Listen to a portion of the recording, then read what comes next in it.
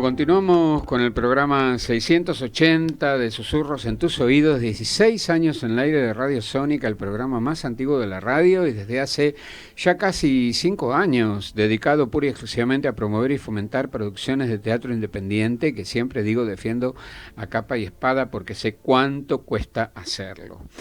Ahora le voy a dar la bienvenida a la directora Carla Scatarelli. Bienvenida. Gracias, Luis. Muchas placer tenerte acá. Vamos a estar hablando de una obra que me paró los pelos cuando la vi este fin de semana, Moconá. Moconá, así es. ¿Cómo llegás vos, digamos, Valeria Baranchuk, que es la dramaturga, pero que además actúa sí. Te propone esta obra? ¿Cómo es tu relación con el guión? Mira, Valeria yo la conocí hace muchos años como actriz, éramos colegas, compañeras y nos íbamos cruzando en diferentes trabajos. Cuando éramos jóvenes hacíamos publicidad y nos tocó hacer varias campañas juntas y después nos dejamos de ver y bueno, hace unos años retomamos el vínculo y ella me dijo, tengo esta obra, yo estaba haciendo otras cosas y antes de la pandemia me dijo, yo quiero que vos la dirijas.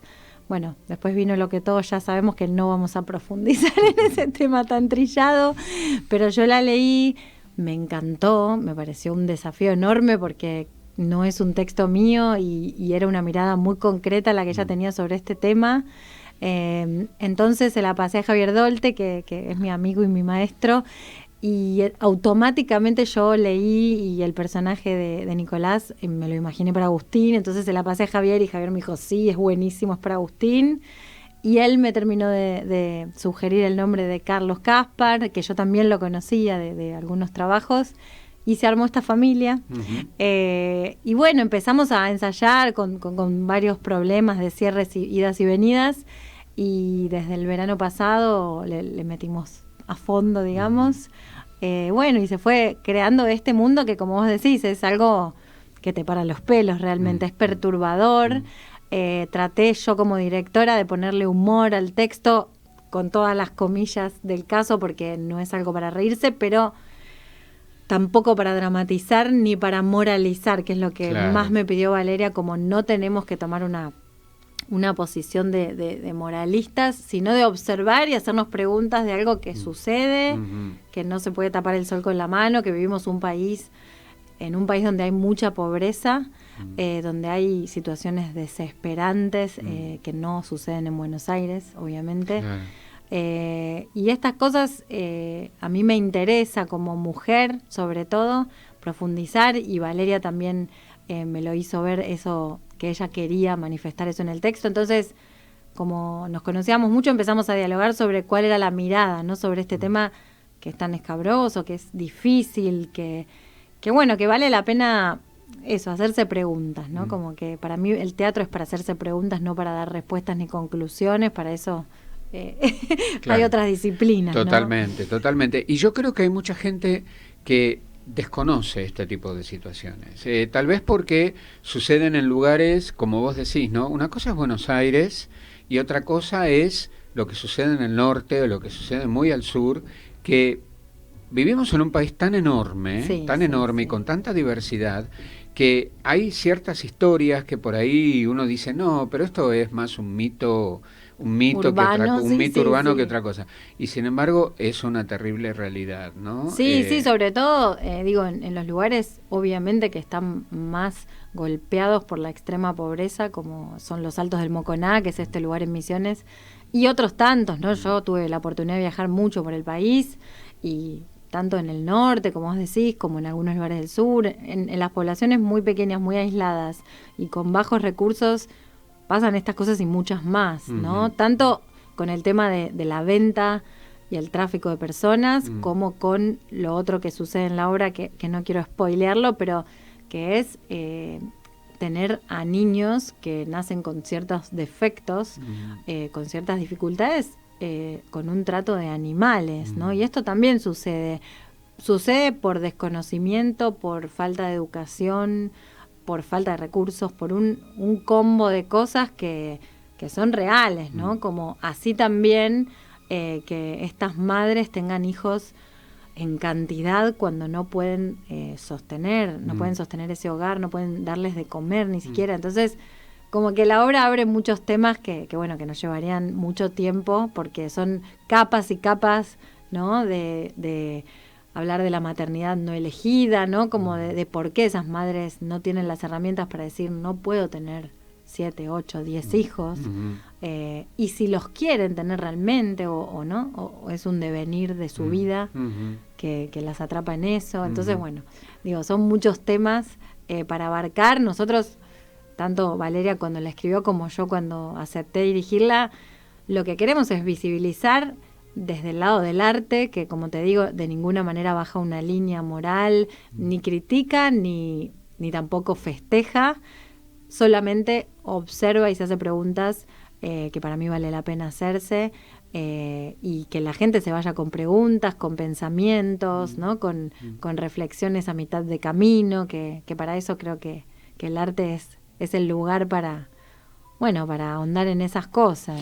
Totalmente, y una de las cosas que por ahí más me maravilló de tu puesta es que la mirada es muy objetiva.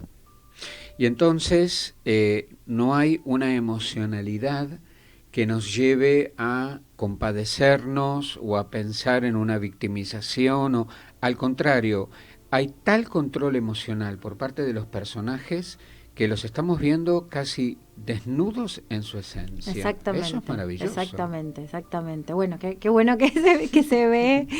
La verdad que sí, que eso es lo que no quería que suceda, ¿no? Como eso, ni victimizarlos, ni compadecernos de su realidad. Solo, como estamos acá en la radio atrás de este vidrio, ¿no? Como a mí me gustaba que el espectador sienta que está espiando una realidad que le es muy ajena por una ventanita, mientras esa realidad sucede sin juzgarse, porque uno cuando vive no se está juzgando, claro, ¿no? El que observa puede poner un juicio, o puede poner una opinión, o puede poner una pregunta, ¿no? Pero esa realidad está sucediendo así como es, y yo quería que ellos tampoco juzguen a sus personajes, ¿no? Porque Carlos siempre cuenta en las entrevistas que él tiene un hijo adoptivo y que él esto le toca muy de cerca. De hecho, cuando yo le acerqué a esta obra, él me dijo, esto para mí es muy importante, porque adoptar en este país es algo muy difícil, es algo que no está fácil ni está bien todavía regulado. Entonces, también, otra vez, sin ser moralista, no es que eso haga que lo otro esté bien, sino que, bueno, que eso facilita que ciertas familias con cierto poder adquisitivo, también gente extranjera, termine accediendo a estas cosas porque el otro no está facilitado. Lo mismo, digo. Entonces, hablábamos con Carlos mucho de eso, de decir, ¿qué le pasa a Eliseo, que su personaje lo hace a pesar de él? No sabemos, o sea, está atrapado en esta realidad, es un cúmulo de situaciones, ¿no? Entonces está bueno que los personajes sean tridimensionales, que no se vayan por un solo lugar. Claro. Y todas las personas que vienen, la verdad que me dicen cosas de ese tipo, como, no es un hijo de puta, no te da ganas de matarlo. No, uno no siente eso. Uno siente un montón de cosas inexplicables ante una especie de injusticia que vaya a saber quién es el culpable, ¿no? Como habría muchas personas que enumerar. El que es creyente puede decir Dios, pero digo, es como si uno se pone moral, se pierde una parte, claro, ¿no? Como, claro. Pero creo que lo estamos logrando, que cada función sale mejor y que ellos están profundizando en eso, en transitar estas emociones sin opinar, ¿no? Como actores, que a veces, yo que también soy actriz, a veces uno se pone un poco a opinar sobre su personaje y le es difícil no criticarlo. Y yo creo que la libertad del actor es poder meterse en la piel de un asesino, de lo que sea, sin juzgarlo, solamente atravesarlo para ilustrar una realidad y hacer preguntas y pensar y jugar, porque después de todo es un juego. Es un juego, claro. Claro. Otro aspecto que a mí me llamó poderosamente la atención es que, bueno, dada la temática de la historia, estos hijos son como objetos Y entonces en la escenografía hay muchos objetos en esta despensa, hay muchas botellas, muchas cajas, muchas cosas sobre esa mesa, ¿no? Que en vez de estar por ahí en una estantería, bueno, están ahí desplegados y de pronto en una caja de verduras está el bebé, ¿no? Sí. Entonces es como... Y está enganchado con esto primero que yo te decía, de cierta aemocionalidad, ¿no? Donde ese bebé es un objeto más entre tantos objetos, ¿no? Sí, sí. Y eso, al menos a mí me choqueó, me pareció como no sé si es un detalle, digamos, de tu puesta, o es algo, digamos, que simplemente apareció escenográficamente. Mira, bueno, la apuesta la hizo Pablo Calmet, que es Ajá. un genio absoluto. Yo hablé un montón con Pablo y le pedí, yo quería, eso que vos decís, que el lugar estuviera atiborrado de cosas, Uh-huh. porque también hay como, para mí hay como una... En la pobreza extrema hay una especie de compulsión por acumular lo que se puede acumular, lo que sea, ¿no?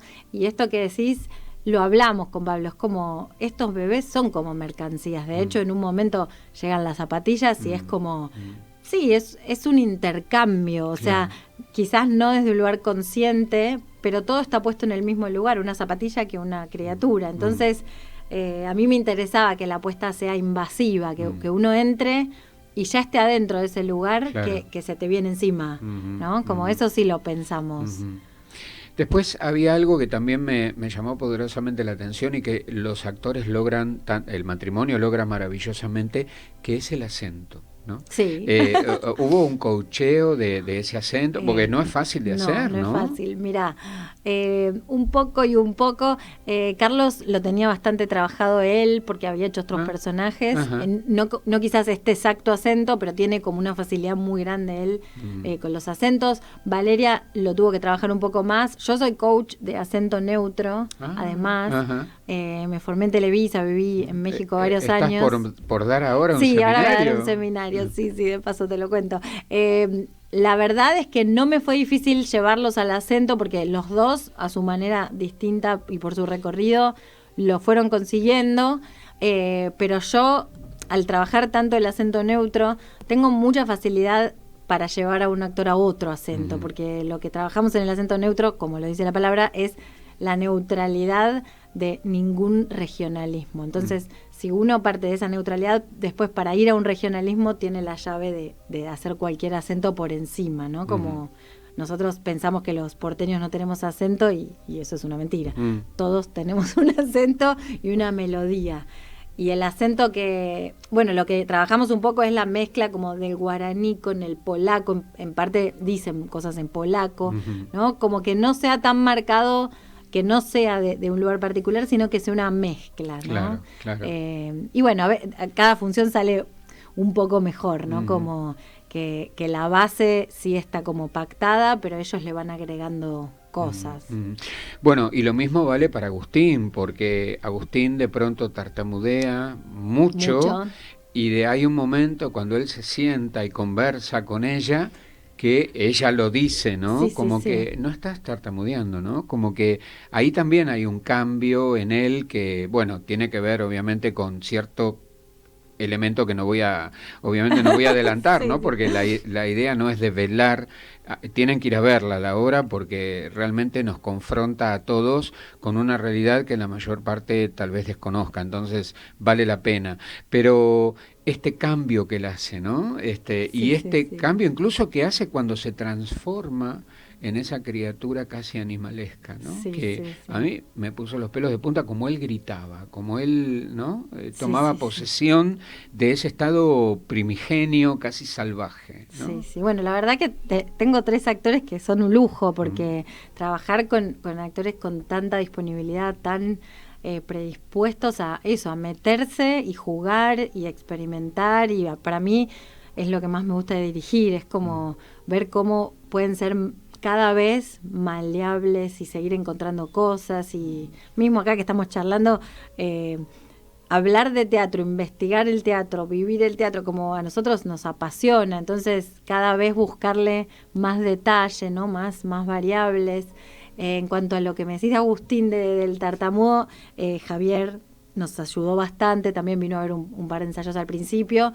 Y hablamos mucho de esto de que la gente que tiene esta dificultad, muchas veces, esto dicho por los médicos, es de origen emocional. Entonces, por eso en ese momento de la obra él logra bajar, por lo que no vamos a contar, y logra hablar mejor, ¿no? Como que charlamos mucho entre Valeria, Javier, de esto del tartamudeo emocional, que puede ir y venir, ¿no? Como les puede pasar algo muy grande y dejar de tartamudear y después otra cosa y volver, como que no es algo estático, ¿no? Entonces también trabajamos sobre eso, que nos parecía muy interesante del lenguaje. Y bueno, y al principio él lo hace muy marcado, también laburamos en eso, en que sea marcado, pero que se entienda, porque en el teatro lo más importante es que se escuche y se entienda, porque si no la gente se pierde. Claro. Y la verdad que Agus logró hacerlo muy bien, porque hay que tener en cuenta dónde arrastrar la palabra, dónde no cortarla, para que no se pierda una frase. Y es un gran trabajo. La verdad que los tres hicieron vocalmente un gran trabajo. Absolutamente. Y además, corporalmente, este gesto de matarte los mosquitos, ¿no? Sobre todo que te pican en el cuello. Yo me acuerdo cuando hace muchísimos años visité Misiones, ese calor agobiante, esa humedad, viste, terrible, pesada, y esos mosquitos que te acosaban.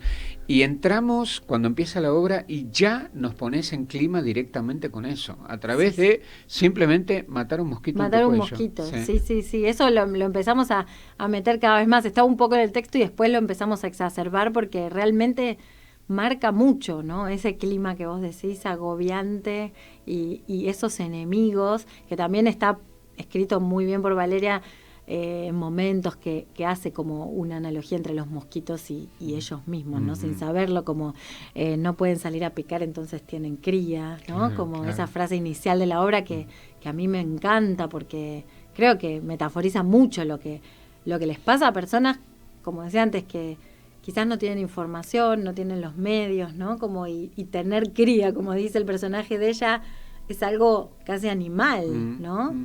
Y está puesto en los mosquitos, y a mí eso me pareció muy lindo del texto.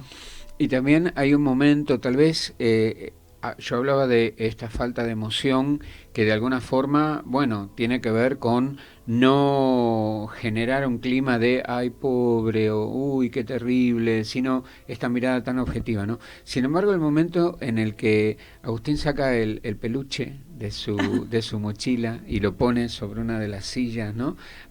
Para mí marcó un momento de conexión emocional muy importante en la obra. No sé si... Mirá. Sí, yo creo que sí, que hay ciertos lugares en donde los tres, los personajes, no los actores, obviamente, se permiten conectar con la emoción. Yo como directora, lo que les propuse es que ellos no pueden conectar con la emoción, no es que no quieren, no se lo permiten, porque si no se quiebran. Claro. Tanto él, que va en busca de una respuesta, como ellos, cuando se encuentran con semejante pregunta, si ellos abren a la emoción, están perdidos. Entonces ellos no tienen la posibilidad y ellos se bloquean. Digo, también vuelvo a decir, quizás involuntariamente, ¿no? Como todos hacemos una barrera emocional para no sufrir, ¿no? No, claro.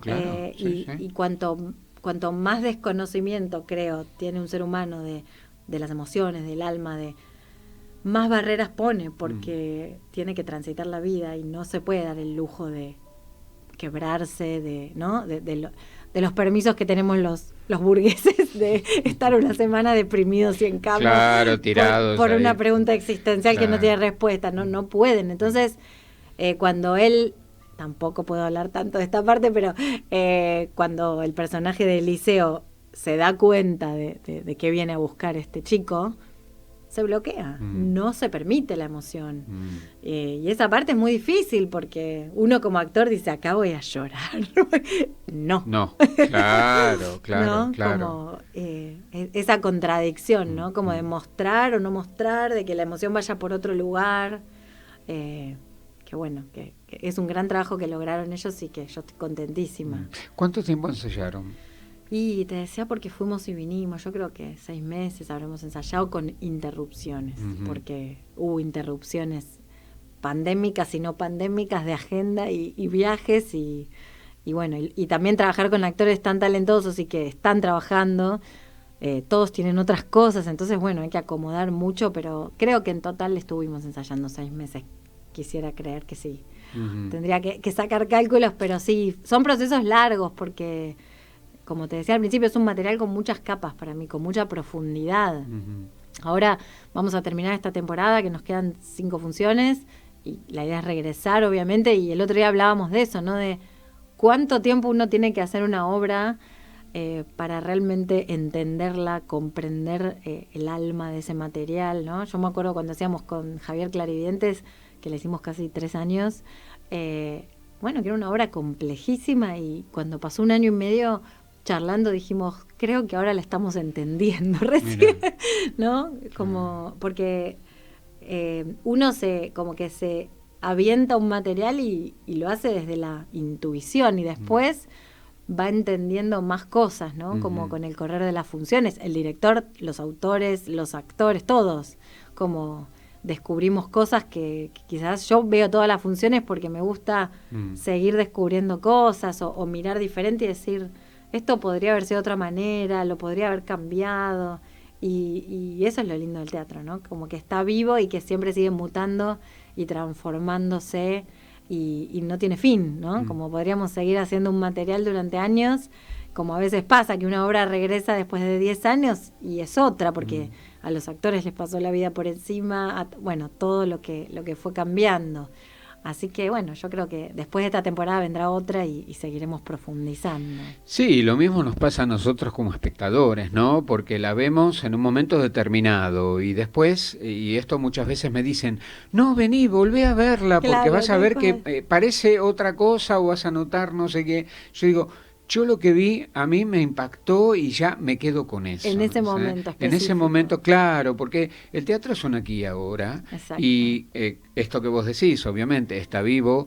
El texto podrá tener una leve modificación, pero las actitudes, los movimientos, ciertas cosas a veces se juegan de una manera distinta a lo largo del transcurso del tiempo. Bueno, yo me quedo con esa impresión y por eso salí, ya te digo, con los pelos de punta de ver Moconá, porque me pareció muy fuerte, me pareció muy desafiante en cuanto a que nos lleva a pensar, ¿no? ¿Cuánto hay que no conocemos de este país y que sin embargo está ocurriendo? Y esta obra nos lo pone acá adelante y está bueno ver estas otras realidades, ¿no? Porque a veces hay una tendencia a mirarse el propio ombligo. Exactamente. Y Moconá abre el juego a, mira, esto también está sucediendo. Podrá no hacerse mucho al respecto, pero por lo menos entérate, ¿no? Sí, y sí, yo sí. creo que ese es el aspecto tal vez más importante de Moconá. Sí, sí, sí, es visibilizar algo que está invisible para un montón de gente, porque elige no verlo o porque no, lo que vos decís, no nos enteramos absolutamente de todo, ¿no? Pero bueno, hay realidades que existen en un país tan enorme como es el nuestro. Claro. Y sobre todo los porteños que, como dicen, Dios atiende en Buenos Aires, ¿no? Que tenemos una facilidad para ciertas cosas que nos es dada porque vivimos en la capital. Pero las personas que viven en lugares recónditos tienen todo cuesta arriba, ¿no? Como realmente cuesta arriba.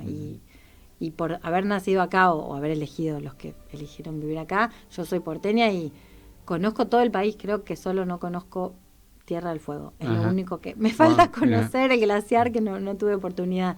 Pero viajé mucho, conozco mucho y me gusta saber cómo dónde estoy parada, ¿no? Como argentina, porque es importante conocer las otras realidades, aunque no las transitemos, y la verdad, aunque no podamos hacer mucho, porque uno desde el arte puede mostrar, hacer preguntas, no sé si podemos modificar, claro, ¿no? Pero lo que vos decís, con que alguien se vaya con una pregunta que no tenía, ya está buenísimo, y también uno nunca sabe quién está escuchando este programa ni quién viene a ver la obra. Exactamente. Quizás sí podemos contribuir con algo. Pero bueno, yo creo que el lugar del arte es muy importante, ¿no? Como, sobre todo para la reflexión y para no quedarnos en nuestra baldosa, ¿no? Como que a veces pasa en cualquier ámbito. Bueno, te felicito realmente, Carla, por Bueno, esta gracias. hermosa obra, a vos y a todo el equipo que te acompaña en Espacio Callejón los sábados a las 22:15, 22:30, ¿no? 22:15, 22:15. cambiamos, sí. Sí, yo vi el otro día eso que había unos minutitos antes, justo fui a comer a Pierino, que está ahí a 2 cuadras, Sí, riquísimo. muy rico, y vi que, no, empieza antes, 22:15, Sí, así que sí. ojo, 22:15, que por ahí no es ni 22 ni Ni 22:30, es 22:15, pero empieza horario. Por favor, no dejen de ver Moconá. Bueno, Todo muchas lo gracias, mejor, Luis. gracias. Muchas gracias por haber venido y por este espacio que es buenísimo. No, la por verdad. favor, para mí es un placer, como siempre digo, todo lo que se pueda hacer para contribuir a un teatro que sé que está hecho con mucho amor al arte y que muchas veces tiene una retribución mínima, pero yo también desde mi rol como pintor, ¿no? Pienso que bueno, está bien, lo hacemos por amor al arte, pero también está bueno tener alguna compensación por eso, Sí, ¿no? sí, por supuesto. No estamos hablando de grandes sumas, pero sí por lo menos, bueno, poder cubrir los gastos de sala, que los actores, perciban lo que tienen que percibir. Eso depende de cada modelo, si es con productor, si es con cooperativa, depende, no vamos a entrar en detalles. Pero te felicito por Moconá. Bueno, muchas gracias. No, por favor. Es un placer. No, por favor. Bueno, gente, nos vemos el próximo martes para más susurros. Recuerden, la pandemia todavía no terminó. Me gustó mucho en el Teatro Callejón, en Espacio Callejón la otra noche, decían que si bien se levantó la restricción de los barbijos, estaba bueno por ahí, siendo el espacio teatral y una obra de 1 hora, ¿viste? La verdad no cuesta nada, 1 hora 10, realmente tener el barbijo puesto, por ahí alguien tiene una tosecita, por ahí alguien tiene un resfrío, la gente está muy perseguida, está muy paranoica porque enseguida dice, COVID, no todo es COVID, no, tampoco nos vamos a poner tan dramáticos, pero bueno, por ahí en algunos lugares lo podemos conservar, ¿sí? Recordá que podés ver este programa y muchos otros de Susurros en el canal, mi canal Formayano, ahí está todo cargado, pero también tenés videos de arte terapia, bueno, hay de todo un poquito, como en Botica. Nos vemos el martes, chao.